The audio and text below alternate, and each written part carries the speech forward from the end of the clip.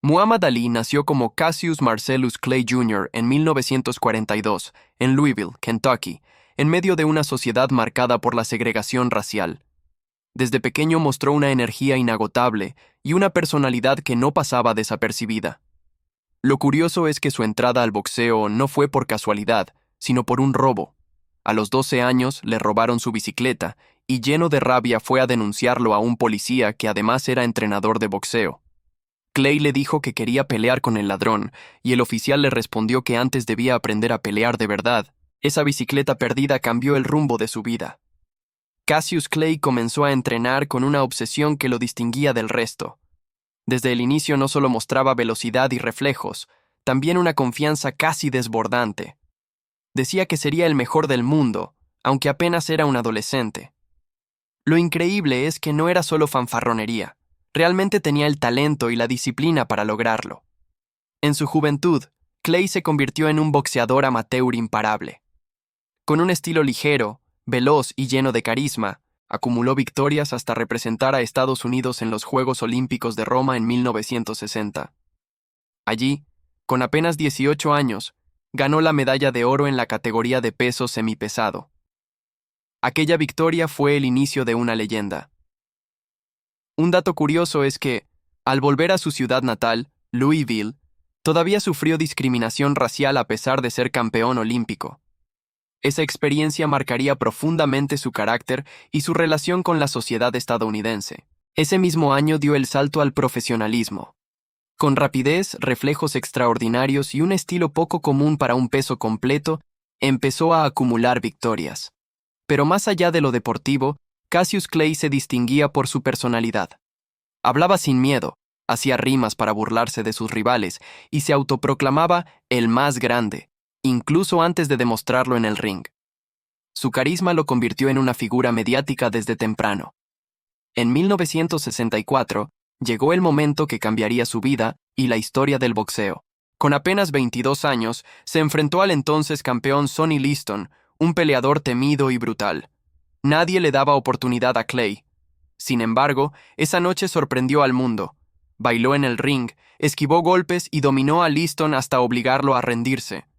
Al día siguiente de la pelea, Cassius Clay hizo un anuncio que estremeció a Estados Unidos. Declaró que había cambiado su nombre a Muhammad Ali, tras unirse a la nación del Islam. Con esa decisión rompió con su pasado y afirmó su identidad no solo como boxeador, sino como hombre que luchaba contra la discriminación racial. Lo curioso es que muchos medios se negaron a llamarlo Ali durante años, insistiendo en su antiguo nombre. Pero él fue firme.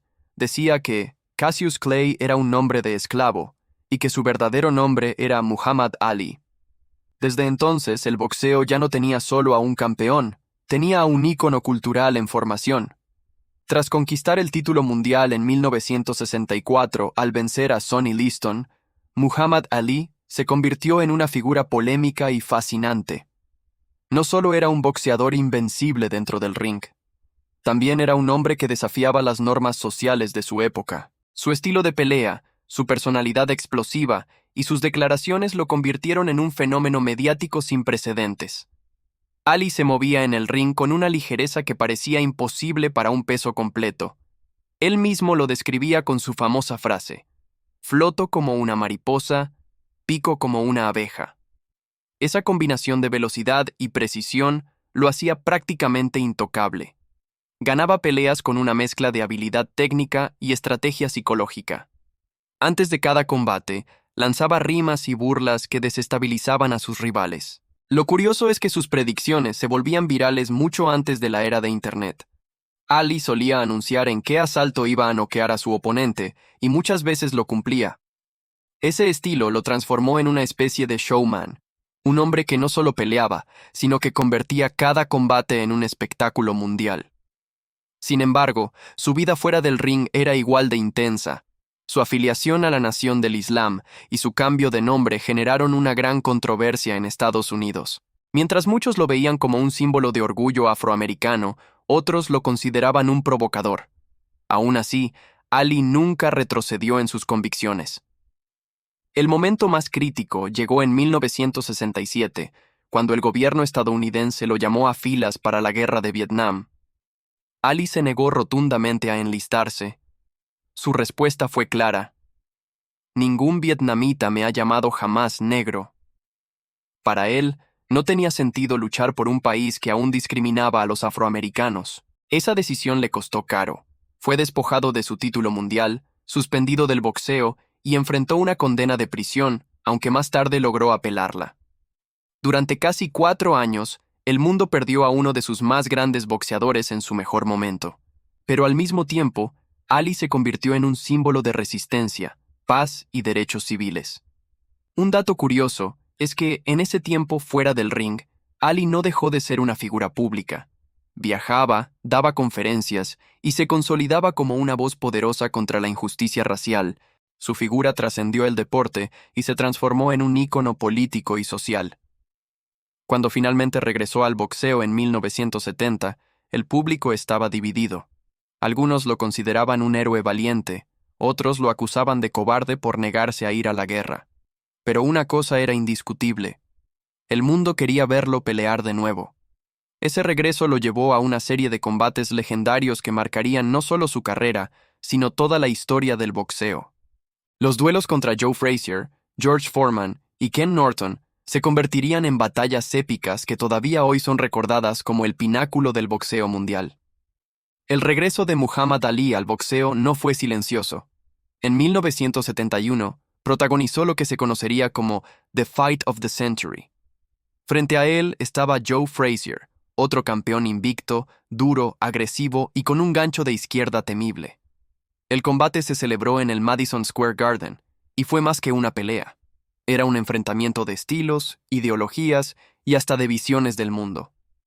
Ali, que había perdido más de 3 años de carrera por su negativa a ir a Vietnam, llegaba con el aura de mártir. Frazier, en cambio, representaba al campeón vigente y al trabajador silencioso que había cumplido con el sistema. La pelea fue brutal, 15 asaltos de intensidad absoluta. Ali resistió castigos terribles, pero esa noche Frazier salió victorioso por decisión unánime. El mundo entero habló de esa batalla como una de las mejores en la historia del boxeo. Aunque perdió, Ali no se rindió. Regresó al gimnasio, mejoró su preparación y se enfrentó a nuevos retos. En 1974 llegó The Rumble in the Jungle, quizás el combate más famoso de todos los tiempos. El escenario: Kinshasa, Zaire. Su rival, George Foreman, un campeón joven, imparable, que noqueaba a todos sus rivales con una fuerza descomunal. Nadie creía que Ali pudiera sobrevivir ante semejante poder. Pero Ali tenía un plan. Inventó la estrategia conocida como rope a dope. Se recostaba contra las cuerdas, dejaba que Foreman lanzara golpes sin descanso, y mientras tanto se protegía y lo desgastaba. El público pensaba que estaba acabado, pero en realidad Ali estaba esperando su momento. En el 8º asalto, cuando Foreman estaba exhausto, Ali salió de las cuerdas y lo fulminó con una combinación. El knockout retumbó en todo el mundo. Muhammad Ali había recuperado el título mundial de los pesos pesados y lo hizo de la manera más inteligente y sorprendente. Un dato curioso es que, en Zaire, Ali fue recibido como un héroe por la multitud local. La gente coreaba Ali Bomaye, que significaba Ali, mátalo en Lingala. Esa conexión con África lo convirtió en un símbolo aún más global. Pero aún quedaba otra batalla épica: The Thrilla in Manila, en 1975, la tercera pelea contra Joe Frazier. Si las 2 primeras habían sido intensas, esta fue una guerra sin piedad. Bajo un calor sofocante en Filipinas, ambos boxeadores se castigaron durante 14 asaltos. Ali describió esa pelea como lo más cerca que estuvo de morir en el ring.